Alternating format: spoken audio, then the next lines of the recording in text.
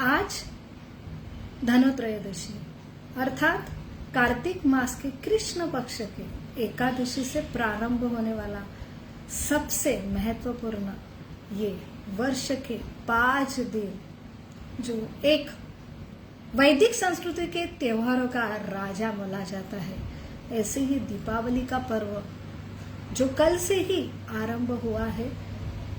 प्रथम एकादशी कार्तिक मास की कृष्ण पक्ष की एकादशी और उसके उपरांत जो शुरू होती है श्रृंखला द्वादशी अर्थात वसुबारस, आज की धनतेरस त्रयोदशी, कल की नरक चतुर्दशी। आज ये त्रयोदशी और कल की द्वादशी और एकादशी ये एकत्रित होने की वजह से ये इस वर्ष जो दिवाली 5 दिन में ये सेलिब्रेट किए जाने वाली है। कल और परसों ये नरक चतुर्दशी होने के पश्चात 31 अक्टूबर जो सवेरे से कार्तिक मास की अमावस्या जो है दीपावली, इस उपलक्ष्य पर लक्ष्मी पूजन ये संपन्न होने वाला है। और उसके पश्चात एकादशी के बाद 2 नवंबर को प्रथम जो प्रतिपदा है वो बलि प्रतिपदा के नाम से ये विशेष प्रतिपदा है। और उसके उपरांत जो है भाऊ तीज, ऐसे ये श्रृंखला जो सबसे वर्ष की सबसे बड़ी श्रृंखला, ये शुभ लाभ धन संपत्ति देने वाला है सबसे बड़ा त्योहार है, त्योहार का राजा है। तो आइए हम जानेंगे कि कैसे सही में धन ऐश्वर्य का संपन्नता देने वाला ये त्योहार के पीछे क्या शास्त्र है। हम आज के आधुनिक जीवन में बस हमारे शरीर, मन और बुद्धि के द्वारा ही सब चीज परखते हैं और इसी कारण जो सबसे महत्वपूर्ण है कि हम स्पिरिट सोल है और इसके उपरांत भगवान परमात्मा ये सृष्टि के घटक है जो सूक्ष्म स्तर पे है, उनका और हमारा संबंध हम खो बैठे हैं। इसलिए इतना हम श्रम कर रहे, परिश्रम कर रहे खुद को आनंदी रखने के लिए। इसलिए आज सारे त्योहार बस एक छुट्टियां, एक रिलैक्सेशन और ये आनंद जो छुट्टियों के रूप में हम एकत्रित आते हैं और जो कपड़े, त्योहार, जो नए नए वस्त्र, नए नए गहने, जैसे आज धनोत्रयोदशी है तो आज सोना और चांदी खरीदी और शॉपिंग के ऊपर बहुत ही जोर दिया जाता है, क्योंकि यही एकमात्र आनंद हम शरीर, मन, बुद्धि के द्वारा समझ सकते हैं। इसलिए ये और आतिशबाजी यही एक स्वरूप रह गया है। जो दिवाली का सही मीनिंग है वो हमें शास्त्र में समझ में आता है। इसलिए बहुत जरूरी है दीपावली, जो हम सभी जानते हैं कि प्रभु रामचंद्र 14 वर्ष के वनवास के बाद जब अयोध्या लौटे तब पूरे अयोध्या वासियों ने दीप जलाए थे। लेकिन इसके भी अंदर गहरा ये दीपावली का अर्थ है, वो है कि हमें ऐसी एक सुवर्ण संधि दी है और इसके पीछे बहुत बड़ा सिद्धांत है। सही धन क्या है मनुष्य जीवन का, और ये धन कहाँ छुपा है। जो धनवंतरी देवता जो अमृत लेके आती है आज के दिन, जो समुद्र मंथन, ये सबसे बढ़िया जो लीला हुई थी। आज जो वैवस्व मनवंतर अर्थात एक ब्रह्मा जी के करोड़ों वर्ष का एक दिन होता है ब्रह्मा जी का, और ऐसे एक दिन में 14 मनु आते हैं, मनु से ही मनुष्य होते हैं। तो ऐसे ही 7वां मनवंतर चालू है और ये 6वां जो मनवंतर में घटी हुई ये कथा है, जो समुद्र मंथन की कथा है। ऐसे चाक्षुक मनु के समय ये घटना हुई थी और इसके ये घटना के बाद ही ये कलश जो अमृत का कलश निकला था। धन्वंतरी देवता साक्षात विष्णु प्रकट हुए थे ये अमृत का कलश लेके। इसलिए सबसे बड़ा धन क्या है? सिर्फ हमारा ऐश्वर्य का धन है, आरोग्य संपदा का धन है। सही धन क्या है जो हमें केवल और केवल वैदिक संस्कृति ही, हमारे शास्त्र ही हमें इसकी परिभाषा देते हैं। तो आइए आज के धन त्रयोदशी के उपलक्ष्य पर सही धन क्या है, दीपावली का ये 5 दिन का श्रृंखला हमें क्या सबसे बड़ा अवसर लेके आता है, और हमने एक सही में कैसी दीपावली जो है हमारे जीवन की सबसे बड़ा उजाला देने वाला, संपत्ति देने वाला ये त्योहार का सही अर्थ क्या है वो जानने का प्रयास करेंगे। ओम अज्ञानतिमिरान्धस्य ज्ञानाञ्जन शलाकया चक्षुरुन्मीलितं येन तस्मै श्री गुरवे नमः। नमो विष्णुपदाय कृष्णपिष्टाय भूतले श्रीमते भक्तिवेदांत स्वामी इति नामिने। नमस्ते सरस्वती देवे गौरवाणी प्रचारिणे निर्विशेष शून्यवादी पाश्चात्य देशतारिणे। वाञ्छाकल्पतरुभ्यश्च कृपा सिन्धुभ्येव च पतितानां पावनेभ्यो वैष्णवेभ्यो नमो नमः। जय श्री कृष्ण चैतन्य प्रभो नित्यानंद श्री अद्वैत गदाधर शिवासादि गौर भक्तवृंद। हरे कृष्णा कृष्णा कृष्णा हरे हरे, हरे राम राम राम हरे हरे। मूकं करोति वाचालं पंगुं लंघते गिरिं यत्कृपातमहं वन्दे श्रीगुरु दीनतारिणं परमानंद माधवं श्री चैतन्यम ईश्वरम। हरे कृष्ण। चातुर्मास का सबसे महान पर्व जहाँ पे हमें मनुष्य जीवन के लिए व्रत, तब से ये शुरुआत होता है, एक शुद्धिकरण होता है, वहां से जो श्रृंखला शुरू हुई है वो ये दीपावली में उसका ये समाप्ति होती है। तो बहुत सारे पर्व हमें अभी तक शास्त्र के निर्देशन से देखे कि कैसे ये मनुष्य, और वो मनुष्य जो भारत भूमि में जन्मा है, इसलिए ये बहुत ही सुनहरा अवसर है कि हमारे जो सारे त्योहार है जो एक मनुष्य के लिए एक सुवर्ण संधि लेके आता है। तो सबसे बड़ा जो पर्व कल से आरंभ हुआ है दीपावली का पर्व, कार्तिक मास के कृष्ण पक्ष की जो एकादशी से शुरुआत हुई है, कल की द्वादशी। हमारी संस्कृति में हर एक त्योहार के पीछे हर जो संस्कृति इतनी महान है कि हमें सभी कि हम इस इंद्रिया जो हमारे सेंसेस है, हम आंखों से कान से देख सकते, टेस्ट कर सकते हैं, स्पर्श कर सकते हैं, मन द्वारा हमारे भाव होते हैं, बुद्धि द्वारा हम समझ सकते, इससे परे कुछ है। वो सबसे दिव्य संस्कृति हमें सिखाती कि हमें कैसे ये सृष्टि के प्रति कृतज्ञ होना चाहिए। सृष्टि माँ है और ये सृष्टि के पीछे इतने सारे सूक्ष्म स्थूल घटक है जो हमारा पालन करते हैं। तो वही एक, और हम कैसे इनका ये सृष्टि चलाने के पीछे उनका हाथ, और सही में सृष्टि का ये चलने के पीछे क्या राज है, हमें यहाँ पे रहने के लिए ये कैसे मुझे हमें संदेश देते अलग अलग त्योहार के रूप में। यही कल का वसुबारस अर्थात जो हमारी गाय है, ये सबसे बड़ी माता है, उनके प्रति कैसे कृतज्ञ होना ये हमें सिखाती है। और ये सारी श्रृंखला चली आई समुद्र मंथन की लीला जो घटी थी, जो चाक्षुष मनवंतर में ये घटना हुई थी। यहाँ पे ये देवों के महादेव जो स्वर्ग के देवता है, इंद्र है। तो हम हर कथा में यही समझेंगे कैसे ये जीव जो हम मनुष्य है उनके ऊपर ये स्वर्ग के वासी सारे देव देवता, ये सारे सृष्टि के लिए, चाहे प्रजन्य हो, वरुण देवता हो, वायु देवता हो, अग्नि देवता हो, सूर्य देवता है, ये कैसे सृष्टि के ये विशेष अधिकारी है, लेकिन वो हमसे बहुत श्रेष्ठ है। इनके जीवन से हमें बहुत सारी शिक्षाएं मिलती है, अलग अलग जो कथा, ये पुराणिक कथा है, काल्पनिक कथा नहीं है।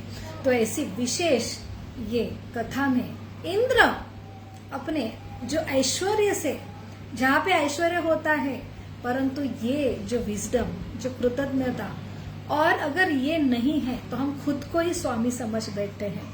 ऐसे स्वर्ग की राजा का जो बारात निकल रही थी और वही उन्मत्त हुए ये इंद्र, जहाँ पे वही सामने से बड़े बड़े ऋषि मुनि, और उसमें भी दुर्वासा मुनि, जो दुर्वासा मुनि एक शिवजी के अंश बोला जाता है। और ऐसे ये दुर्वासा मुनि अभी अभी भगवान विष्णु से मिलके आए। उनके गले के जो कमल के जो फूल माला है उन्हें लक्ष्मी ने भेंट दी थी, और अभी वो ऐसे स्वर्ग के देवता का जो बारात में उन्होंने सोचा कि ये जो माला है ना, ये स्वर्ग के राजा को ही शोभा देंगे, और इसलिए उन्होंने वो माला इंद्र के गले में डाली।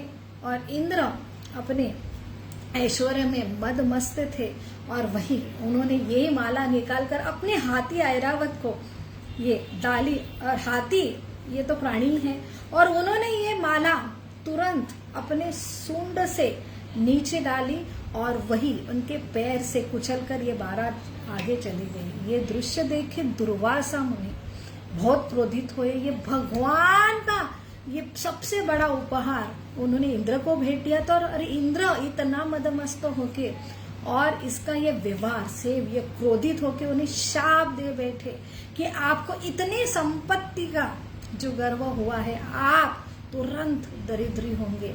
और यहाँ पे इंद्र बहुत भयभीत होता है, क्योंकि ये साक्षात शिव जी के अंश, ऋषि मुनि के पास इतने सारा तपोबल, सबसे ये दुर्वासा मुनि शाप देने के लिए बहुत ही प्रसिद्ध है। और वहां से दुर्वासा मुनि चले गए।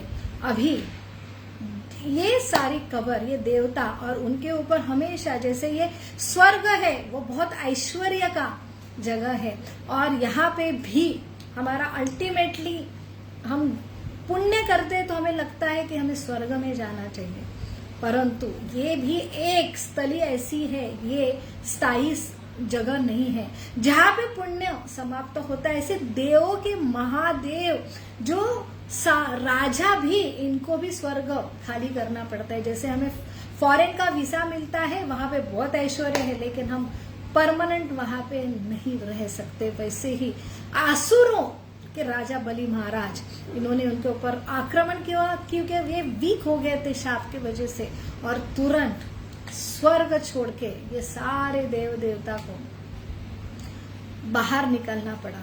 तो ऐसी ये घटना से बहुत ही ये सारे देव देवता भी ये दुखी होके भगवान विष्णु के पास जाते। भगवान विष्णु अभी उनको एक हल देते हैं कि आप जो असुर के राजा है बलि महाराज, उनके पास जाओ और मैत्री का प्रस्ताव लेके जाओ, और वहां पे ये उनको सबसे बड़ा कि हम सूर असुर ये दोनों भी ये बलशाली है, क्यों ने ऐसा कुछ करे कि दोनों का लाभ हो, ऐसा उनको प्रपोजल रखो। और वहां पे सारे देव देवता बलि महाराज के पास ऐसा प्रपोजल लेके जाते हैं कि हम ये क्षीर सागर समुद्र है, उसमें इतने सारे रत्न हैं, हमारे एक सूर या असुरों की बस की बात नहीं, हम क्यों ने दोनों मिलके ऐसा कुछ करें। तो वहां पे प्रस्ताव दिया जाता है कि समुद्र मंथन, जो मथली कितनी बड़ी लगेंगी ये समुद्र को मंथन करने के लिए, वहां पे साक्षात जो मंदार पर्वत, मेरू पर्वत को लाया जाता है, लेकिन ये उनकी बस की बात नहीं। तो साक्षात विष्णु भगवान ये मंदार ऐसे मेरू पर्वत लेके आते हैं, और वो बैलेंस करने के लिए भगवान अजित, ये भगवान विष्णु का ही अवतार है, वो ऊपर से उसे कंट्रोल करते, बैलेंस करते, फिर भी नीचे से भी वो इतने बड़े क्षीर सागर समुद्र में इम्बैलेंस होता है। तो ये क्षीर सागर में ये मथनी को बैलेंस करने के लिए भगवान फिर से कूर्मा अवतार में ये नीचे बैलेंस करते हैं, नीचे कूर्मा और ऊपर अजित, ऐसे ये मथनी जो मेरू पर्वत की मथनी से क्षीर सागर का मंथन प्रारंभ होता है। और ये मंथन में जो कोई रत्न निकलते हैं उनका जो हिस्सा है, हर सूर असुर देव देवता और जो राक्षस के बीच में बांटा जाता है, ऐसा उनका दोनों का ये संगमत हुआ और ये श्रृंखला चालू हुई समुद्र मंथन की। यही ये समुद्र मंथन की ये कथा है जो हमारा दीपावली का पर्व मनाया जाता है। उसमें बहुत सारी सीख हमें प्राप्त होती है। तो यहाँ पे ये प्रथम ये मुख जो है वासुकी, ये सर्प को डोरी के रूप में मंथनी के लिए लेके आए और उसके लिए बहुत प्रतिष्ठित, अभी ये राक्षस इन्होंने जीते थे इसलिए उन्होंने ये प्रतिष्ठित मुख सर्प का पकड़ना चाहा और जो पूछ है वो देव देवता ये सारे पकड़े और शुरू हुआ समुद्र मंथन। अभी ये सबसे बड़ी लीला हुई, ऐसे 14 रत्न यहाँ से निकले। तो ये हमारा सबसे बड़ा जीवन का मूल्यवान खजाना है जो अल्टीमेटली मैसेज देता है दीपावली ये त्योहार का। जो धन है, असली धन है, जो 14वां जो रत्न आता है अमृत, और वो अमृत जिससे ये हमेशा हम अमर रहेंगे, ऐसे ये असुरों को ये सबसे बड़ा आमिष दिया जाता है और वह अमृत के लिए ये सारा सैक्रिफाइस करना पड़ता है उन्हें, और वो ये प्रलोभन के शिकार। तो इसलिए प्रलोभन का शिकार ये आसुरी गुण है। तो हमारे हृदय में दैवी गुण भी है जो देवता रिप्रेजेंट करते हैं, और हमारे हृदय में जो आसुरी गुण है काम को क्रोध लोभ मोह मद मत्सर, ये आसुरी ये लोग, ये आसुरी जो हमारी रिप्रेजेंट करते हैं। तो हमारा भी हृदय ये क्षीर सागर जैसा है।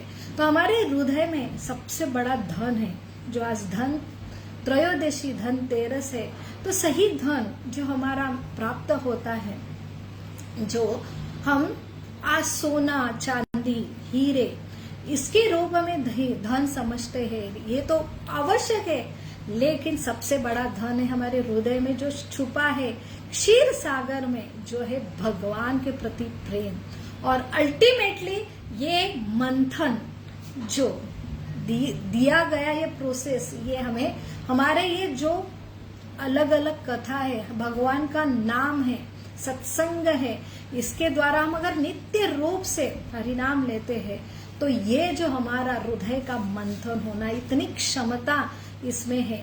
और इसमें जब हम मंथन प्रारंभ करते भगवान के नाम से, भगवान की कथा से, नित्य रूप से, बहुत तीव्रता से, तो एक एक रत्न बाहर आते हैं। और यही हमारा सबसे बड़ा ये हमारा जीवन का उद्देश्य होना चाहिए।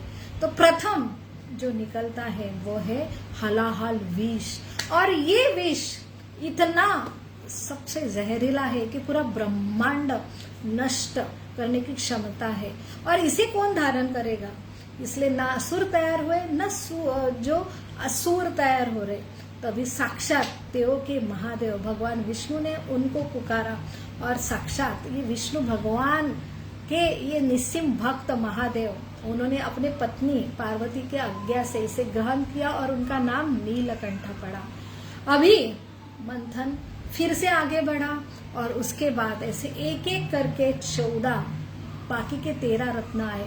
जो कामधेनु गाय है वो ऋषि मुनियों ने लिया, और उसके बाद उच्च श्रवा घोड़ा है जो बलि महाराज ने लिया, ऐरावत हाथी इंद्र ने लिया, कल्प वृक्ष है, उसके बाद ये भी जो है स्वर्ग के देवता ने लिया, कौस्तुभ मणि है जो भगवान विष्णु ने लिया, और उसके बाद अप्सरा रंभा ये स्वर्ग के देव देवता के पास आए, और उसके बाद साक्षात माता लक्ष्मी, इसके रूप में ही लक्ष्मी पूजन की प्रथा है।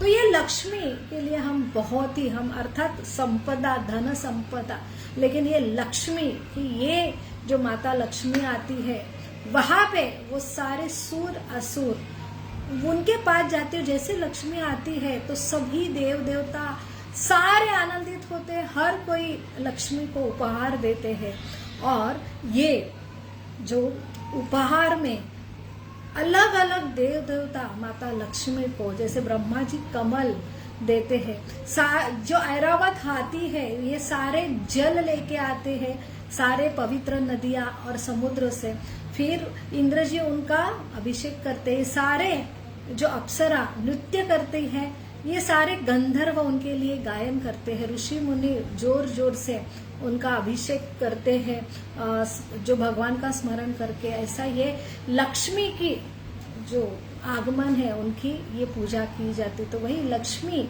जो पूजन है तो वहां पे ये उसका महत्व है। परंतु सबसे बड़ा मैसेज है, ये लक्ष्मी बाहर निकलने के बाद अपने पति की खोजती है, तो हर के पास जाती है, तो हर एक में दोष देखती है और फिर अंत में भगवान नारायण के पास जाती है, विष्णु के पास जाती है और ऐसे निर्दोष, कोई दोष नहीं है उनमें, उनको पति के रूप में चयन करती है।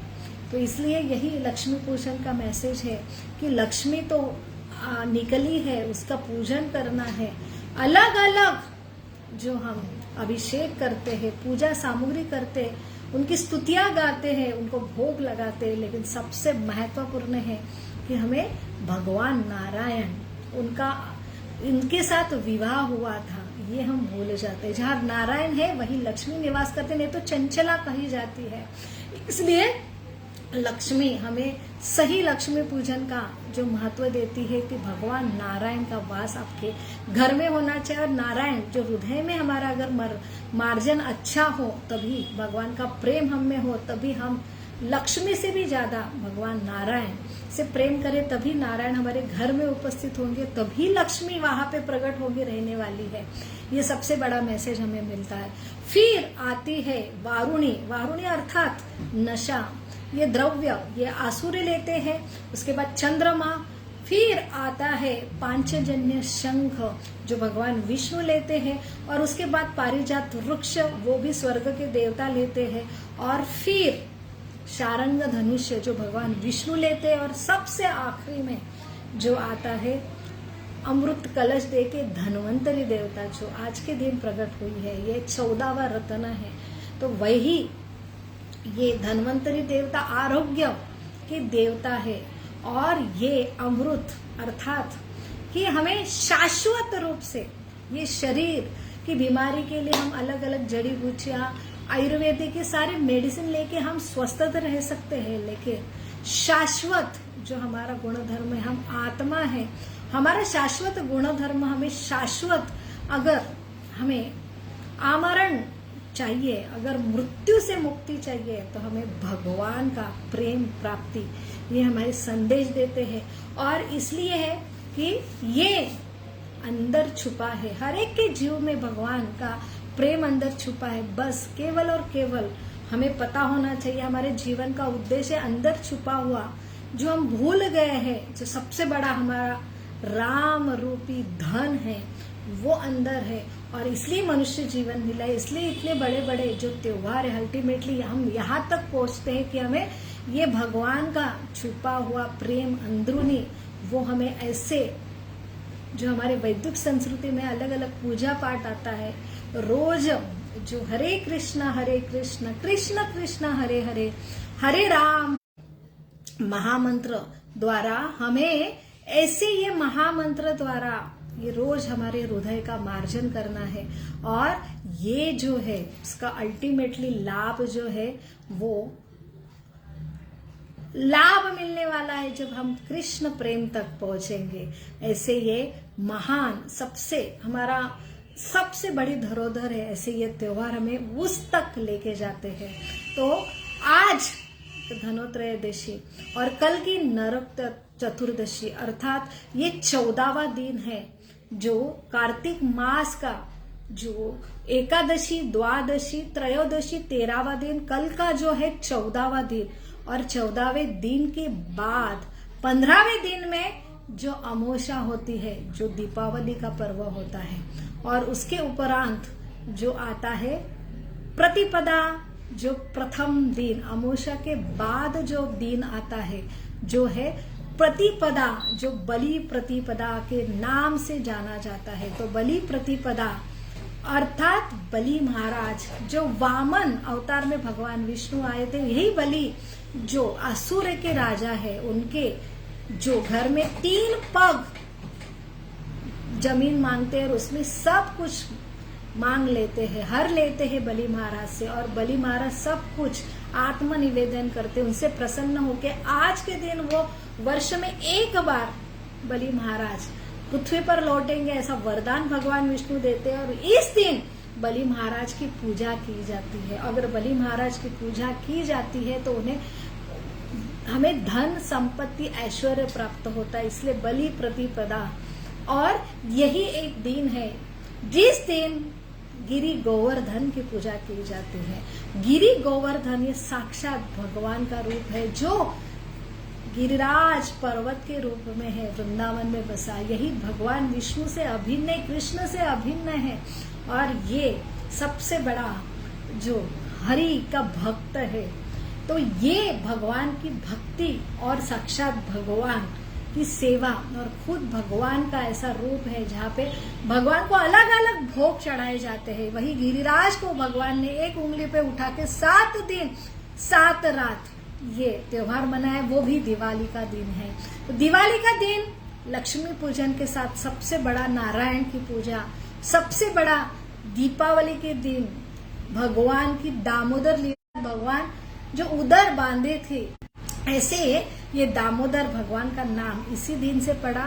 और पूरा महीना कार्तिक महीना ये दामोदर मास के रूप में मनाया जाता है। और यही जब हम नित्य रूप से भगवान का नाम लेंगे, नित्य रूप से शुरू में हलाहल जो हमारा अहंकार द्वेष सारा निकलेगा, और उसके बाद फिर हम लगातार ये मथनी चलाते हैं, तब जाके अलग अलग हमें लाभ प्राप्त होते हैं। लेकिन इसके लिए, ये लाभ के लिए हमने भगवान का नाम पूजा नहीं करनी चाहिए। ये तो अपने आप मिलेंगे, लेकिन सबसे बड़ा खजीना है जब हम ऐसे भगवान का नाम रूपी मंथनी रोज लेंगे, हमारा रोज हृदय का मार्जन होगा, तब जाके अंदर कृष्ण प्रेम प्रकट हुआ। और तभी ये दामोदर लीला का अर्थ हमें समझ में आता है कि इसी दिन मैया यशोदा ने, दीपावली का दिन था, और भगवान के लिए, जो भगवान की प्रेमी है तो भगवान की सेवा में रत होते हैं, यही यशोदा मैया जो भगवान की सबसे प्रिय वात्सल्य रस में भक्त है, उन्होंने भगवान के लिए माखन बनाने के लिए सवेरे सवेरे उठी, और वहां पे भगवान कृष्ण को भूख लगी। भूख लगने के बाद मैया के पास आया, दूध पिलाने की इच्छा प्रकट की, और मैया ने ले भी लिया। लेकिन तुरंत दूध चूल्हा पे नीचे आ रहा था, इसलिए वही दूध का भगवान को माखन बनाना था, इसलिए माता ने उनको साइड में रखा। और दूध के लिए माता जैसे वहां पे गई तो भगवान को बहुत क्रोध हो गया। तो यही भगवान जो अपने ये लीला से, हमारा ऐसी भगवान की लीला है कि जहाँ पे खुद ये सच्चिदानंद आनंद भगवान दुखी होते हैं, ऐसे आनंदी भगवान क्रोधित होते हैं, ऐसे ये भगवान जहाँ पे जो मत भयात पूरा भय, जो साक्षात यमराज भी भयभीत होते हैं, ऐसे काल जो यमराज का रूप है वो भी भयभीत होते, लेकिन ये खुद भयभीत होते हैं ऐसे माता की काठी से। जो सबको अंदर हृदय में पकड़ते हैं वो खुद भागते हैं, और अल्टीमेटली ये जो ऋषि मुनि भी उनको नहीं पकड़ पाते, ऐसे ये माता के हाथ से बंध जाते हैं, और खुद बंद होने के बावजूद ये मुक्त करते हैं नल कुंवर मणिग्रु की। इतना सुंदर कथा जो दामोदर कथा, यहाँ पे यही सिखाते हैं कि कृष्ण तक पहुंच पाना काफी नहीं है। कृष्ण को तो हम सभी जानते हैं, उनका नाम सिर्फ कृष्ण राम लेना ये काफी नहीं। इसके बाद हरे कृष्ण कृष्ण कृष्ण हरे हरे, हरे राम राम राम हरे हरे है। भगवान की शक्ति हमें अपनी सेवा में लगाओ, भगवान की कृष्ण की सेवा में लगाओ। ये अगर हम रोज जप करते तो भगवान की मीठी लीला, बड़े बड़े ऋषि मुनि भी ये कहते कि हमें कोई धन संपत्ति ऐश्वर्य ऊंचे कुल में जन्म नहीं दो, हमारे सुंदर स्त्रियां भी मत दो, हमें केवल मुक्ति भी नहीं चाहिए ये दुखी संसार से, केवल आपकी ये ऐसी लीला, आपका ऐसा रूप, ये सिर्फ हमें वो हम निहारते रहे, ये कथा सुनते रहे, यही वरदान जो भक्त मांगते हैं। और यही सबसे बड़ी संपत्ति है। प्रेम काफी नहीं है, उसके बाद एक सेवा, प्रेममयी सेवा ये करते रहना, यही मैसेज दीपावली देती, यही जीवन की सबसे बड़ी संपत्ति है। और ये नरक चतुर्दशी यही संदेश देती है। वो 14वां दिन होता है जहाँ पे कृष्ण ये सत्यभामा रानी के साथ जो भौमासुर, नरकासुर ऐसा राक्षस, ये साक्षात भगवान का ही पुत्र है। लेकिन जब उन्मत्त होते हैं हम ऐसे संपत्ति से, जैसे इंद्र की कथा हमने देखी, नरकासुर की कथा में यही संदेश मिलता है। अगर भगवान कृष्ण के प्रति प्रेम नहीं है, हम सिर्फ लक्ष्मी लेते हैं, जैसे रावण ने सिर्फ सीता मैया के अट्रैक्शन में जो कृत्य किया, उनका पूरा संहार हुआ, विनाश हुआ, वैसे लक्ष्मी को प्राप्त करने के लिए अलग अलग असुर जो वहां पे इकट्ठे, तो उनका जो उद्धार हुआ, तो अल्टीमेटली हमें सिर्फ लक्ष्मी और ये हम भगवान को छोड़ के प्राप्त करना चाहते, ये आसुरी वृत्ति ही है। तो हमें भगवान से प्रेम करना चाहिए। अगर ये भगवान नहीं होंगे तो हमें ये संपत्ति, यही लक्ष्मी हमारे विनाश का कारण होगी। जो नरकासुर के साथ हुआ, उन्होंने मदमस्त होके ऐसे ये 16,000 रानियों का अपहरण किया था और ऐसे बंदी सा नगरी में वहां पे रखा था। 4 अलग अलग जो दीवार थे जो नरकासुर ने बनाए थे कि कोई भी वहां पे प्रवेश न करे, और ऐसे ये 4 अलग अलग लेयर भेद कर कृष्ण सत्यभामा के साथ आते हैं और ये नरकासुर का वध होता है। वही जो नरक चतुर्दशी के रूप में हम मनाते हैं। और 16,000 जो रानियां हैं, उनका जब ये छूटते हैं तब भगवान तो वो आश्रय लेते कि उनके पति, उनके पिता वो पूरे असमर्थ रहे उनको ऐसे आसुर, नरकासुर से मुक्त करने के लिए। केवल और केवल एक ही स्वामी है, वो है कृष्ण, और उनके आश्रय के बिना कहाँ बड़ा आश्रय है। तो ऐसे ये सारे 16,000 रानियां भगवान का आश्रय लेते हैं और भगवान भी उनको अपनाते हैं। और वहां पे 16,108 रानियां जो भगवान को प्राप्त होते हैं। तो यही एक कथा हमें, सभी कथा अल्टीमेटली यही सार देते हैं कि कैसे कृष्णस्तु भगवान स्वयं, कृष्ण तक पहुंचना, कृष्ण तक समर्पण करना, कृष्ण की सेवा तक समर्पण होना, यही एकमात्र संदेश है सारे त्योहार में। और यही एक शुद्धता है, तभी हम सारी धन संपत्ति में ये सही में आनंदी होंगे और ऐसे मदमस्त नहीं होंगे। हरे कृष्ण कृष्ण कृष्ण हरे हरे, हरे राम राम राम हरे हरे। और सबसे आखिरी दिन होता है भाऊ द्विज का, वो भी वही संदेश देते यमराज और यमुना जो भगवान की भक्त है, और इनके लिए यमुना भाई का आज वो उनके घर जाती है। वो अलग अलग व्यंजन से यमराज, ये महाजन है, 12 महाजन, ये भी भगवान के भक्त है, उनका स्वागत करते हैं। यमराज प्रसन्न होके अपने यमुना देवी को जो वरदान देते कि आज के दिन कोई भी भाई बहन के घर जाता है तो उन्हें ये यमराज का मुंह नहीं देखना पड़ता है। तो ऐसे ही ये भगवान की शुद्ध भक्ति अगर हम करते हैं तो हमें साक्षात अंत कैलेश मामेव स्मरण मुक्ता कलेवर, यमराज नहीं देवदूत लेने आएंगे और हम शाश्वत धाम में लौट पड़ेंगे। यही शाश्वत अमृत कलश जो धन्वंतरी लेके आती है, यही हमें संदेश देते हैं आज के धन त्रयोदशी के दिन। आप सबको धनतेरस, नरक चतुर्दशी, दीपावली, बलि प्रतिपदा और भाई दूज की लाख लाख शुभकामनाएं। हरे कृष्णा।